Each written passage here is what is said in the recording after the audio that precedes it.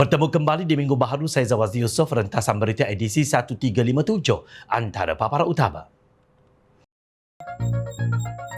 Perselisihan hanya sekadar gatal di hujung kuku. Adakah PAS berhajat menjadi penyondol? Daulat terpendam di sebalik kenyataan.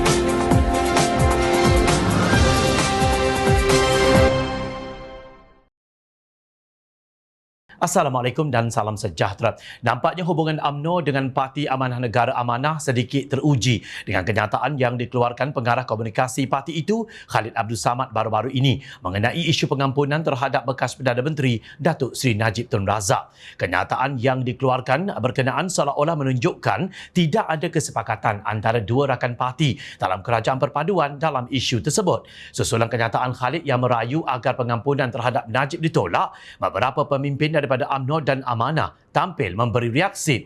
Ahli Majlis Kerja Tertinggi MKT UMNO Datuk Dr. Muhammad Puan Azhar Kassi menyifatkan Amanah sebagai parti kawan makan kawan. Selain desakan yang dilakukan Khalid itu menyebabkan Amanah hanya layak menjadi kawan dan bukan sebagai sahabat dalam perjuangan.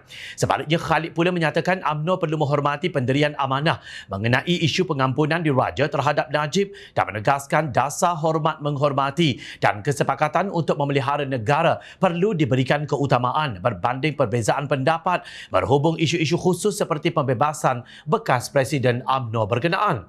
Kita akui Najib adalah individu berjasa bagi UMNO. Jadi, kita menghormati pendirian mereka iaitu gesaan membebaskan Najib.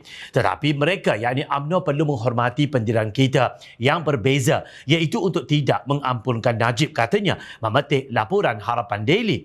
Dalam pada itu, Khalid menjelaskan pendirian Amanah yang menolak pengampunan diraja ke atas Najib tidak seharusnya menjejas kesepakatan dalam kerajaan perpaduan.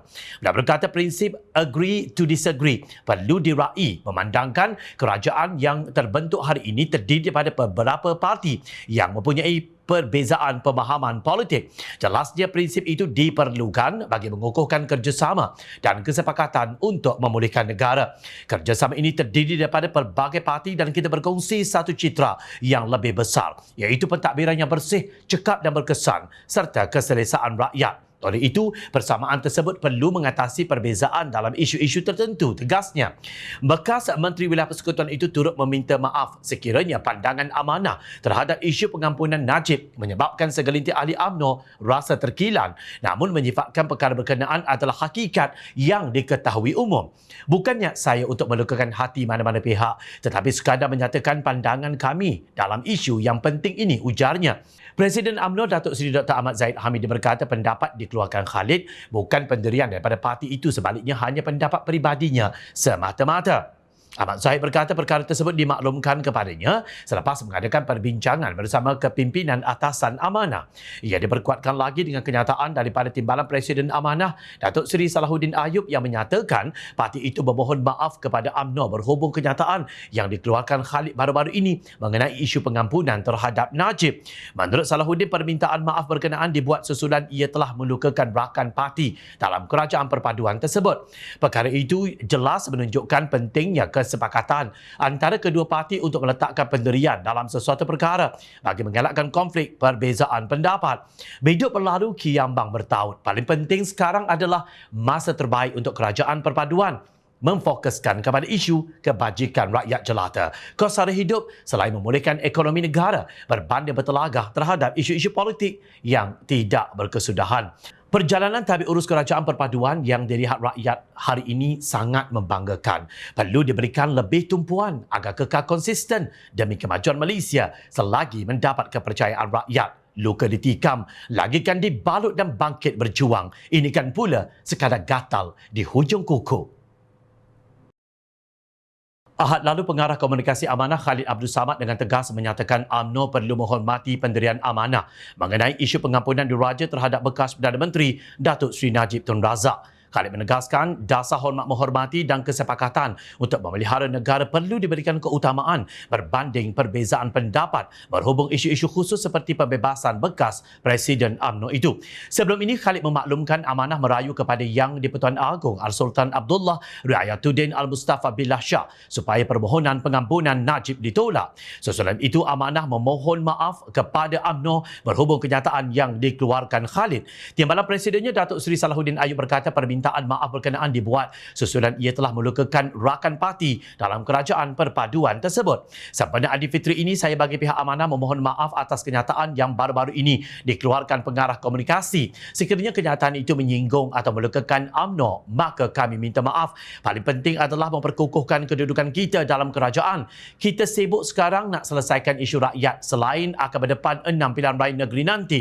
Jadi kita iltizam untuk memperkukuhkan jentera, ukhuwah, kekuatan parti kita bersama kerajaan perpaduan, katanya kepada pemberita seperti dipetik Sidah Harian. Beliau turut berharap isu tersebut dapat diselesaikan dan beliau sendiri sudah berjumpa dengan Presiden UMNO serta timbalannya. Ujarnya perkara itu seharusnya diselesaikan dengan baik untuk sama-sama menyelesaikan dan bergerak ke hadapan demi perpaduan negara dan rakyat. Sebarang keterlanjuran itu biasalah bagi orang politik. Kadang-kadang kita terlanjur dan tidak ada malu untuk kita memohon maaf sekiranya ia melukakan, ujarnya.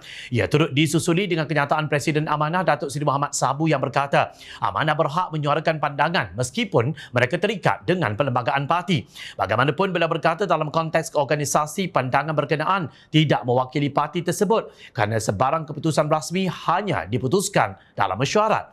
Amanah Parti Keadilan Rakyat PKR atau DAP yang bergabung di dalam Pakatan Harapan PH tertakluk kepada keputusan gabungan yang perlu diutamakan jika bercanggah dengan keputusan parti. Begitu juga dalam konteks kerajaan perpaduan yang terbentuk hari ini. Keputusan di peringkat gabungan mengatasi keputusan parti-parti atau pakatan politik masing-masing dan ia perlu diutamakan. Kuasa tertinggi yang mempunyai hak untuk membuat keputusan adalah hak Seri Paduka Baginda. Bagaimanapun, semua pihak yang menyuarakan pandangan dalam isu ini sayang kepada kerajaan perpaduan dan perlu memberi fokus kepada khidmat kepada rakyat sebagaimana yang diamanahkan, ujarnya dalam satu kenyataan. Apa yang diujarkan Khalid bahawa pengampunan untuk Najib akan membawa satu gambaran tidak baik kepada rakyat berhubung sistem keadilan negara dan juga seluruh dunia berhubung nilai integriti adalah satu kenyataan yang sangat tepat dan benar. Justifikasi yang diberikan tidak perlu dipertikaikan. Presiden UMNO Datuk Seri Dr. Ahmad Zahid Hamidi pula menegaskan pengampunan terhadap Najib merupakan kuasa mutlak Yang di-Pertuan Agong.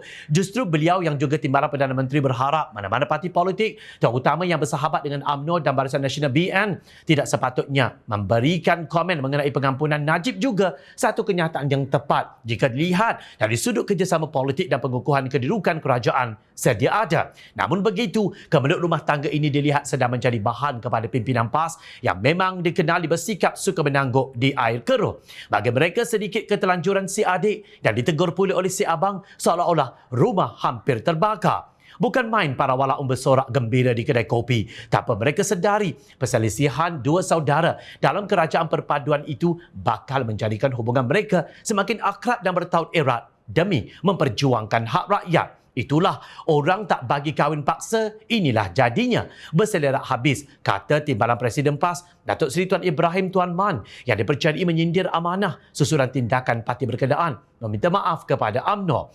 Ahli Parlimen Kubang Kerian itu berkata permohonan maaf yang dibuat amanah menunjukkan kelemahan parti itu selain menggambarkan kononnya prinsip yang dipegang mereka semakin longgar. Pelik sungguh, takkanlah hanya dengan membuat satu perkara mulia iaitu memohon maaf demi menjernihkan keadaan terus dianggap lemah. Melihat keterujaan ini terlintas satu persoalan, adakah PAS teringin benar menjadi penyondol? Menteri Besar Pahang Datuk Seri Wan Rosdi Wan Ismail meminta masyarakat melupakan segala perbezaan yang boleh memecah belahkan perpaduan dan membuang segala hasutan yang merenggangkan hubungan. Mengambil peribahasa Melayu biduk berlalu kiambang kembali bertaut. Bila berkata masyarakat adalah bersaudara, bukan sahaja kerana berpegang pada tali Allah tetapi kerana semua adalah saudara dalam sebuah perjuangan yang penting. Antara nilai penting Kerajaan Perpaduan dan Malaysia Madani adalah keterangkuman mahu memastikan semua pihak disantuni selayaknya dan kerajaan Pahang mengambil serius perkara ini, katanya, seperti dipetik Berita Harian ketika berucap di Majlis Rumah Terbuka Aidilfitri Badan Perhubungan UMNO Negeri Pahang bersama Presiden UMNO di Laman Sejahtera Sungai Koyan Selasa lalu. Pos Betau ialah kawasan penempatan orang asli Semai yang terletak di daerah Lipis Pahang. Penempatan orang asli ini memiliki sebuah sekolah rendah, sekolah kebangsaan Betau serta sebuah klinik kesihatan awam sahaja. Kenyataan Wan Rosdi tidak disertai ayat-ayat dari Al-Quran atau hadis Nabi yang ditafsir ikut suka sendiri dan kepentingan parti untuk menguasai kerajaan dan jawatan yang hilang. Semua pihak layak disantuni. Itulah kata kunci sehingga terbentuknya Kerajaan Perpaduan di Pahang yang diterajui UMNO BN dengan kerjasama Pakatan Harapan. Di mana salahnya pembentukan kerajaan ini yang menolak tawaran daripada Perikatan Nasional pasca pilihan raya umum ke-15 lalu. Sehingga hari ini pemimpin Perikatan Nasional masih meroyan kerana gagal membentuk kerajaan di peringkat persekutuan dan negeri termasuk Pahang dan juga Perak. Hakikatnya bukan Perikatan Nasional tidak diberi peluang. Yang di-Pertuan Agong Sultan Abdullah Rayatuddin Al-Mustafa Billah Shah yang kebetulan Sultan Pahang telah menjemput pemimpin Perikatan Nasional iaitu pengerusinya Tan Sri Mahyadin Mak Yassin dan timbalannya Tan Sri Abdul Hadi Awang. Namun dengan angkuh Mahyadin berkata beliau menolak sebarang kerjasama dengan PH. Justru jika saranan dan keputusan yang di-Pertuan Agong turut diperlekeh, siapakah yang disantuni oleh pimpinan Perikatan Nasional? Khususnya Presiden PAS.